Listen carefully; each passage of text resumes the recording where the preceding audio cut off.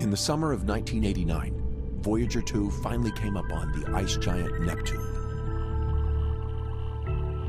Thanks to slingshots at Jupiter, Saturn, and Uranus, the trip was almost 20 years shorter than a direct approach, one without gravity assist.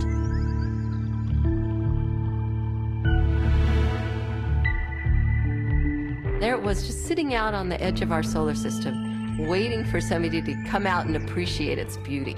Just waiting for the day that humans would get out there and go, wow. I had been taking pictures of Neptune from the ground, where we couldn't see very much. You know, in my head, imagining what it might look like, and seeing that turned into reality. It's a rush. Looking at this blue, bright blue orb. It was evocative of the Earth, which was bizarre for the last planet that we were flying by. I was a meticulous log taker, and I would make little notations in these logs.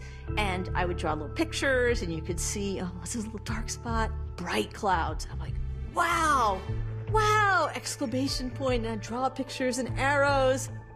The most surprising thing was a giant dark spot. Nobody had any idea that would be there. It's huge. It's like a hole in the planet. So we called it the Great Dark Spot, because we're not very original when it comes to names.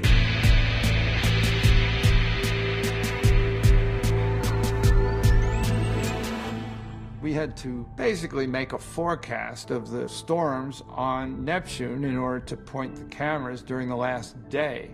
And at the same time, there was a hurricane off the east coast of the U.S., and the weather forecasters were trying to forecast that hurricane.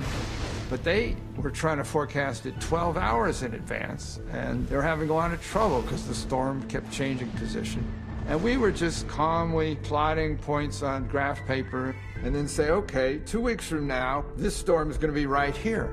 And it usually was. At Jupiter, Saturn, and Uranus, the goal was to do a flyby that would take the spacecraft onto the next planet. When it came to Neptune, we knew that that was the last planet that we were going to fly by, and so we could take a different trajectory.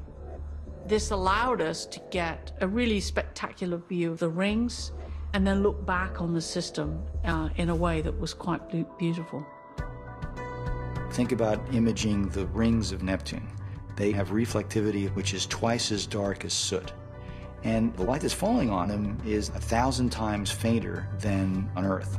So you have 1/1000th the light, and you're trying to image something which is twice as dark as soot against the jet black background.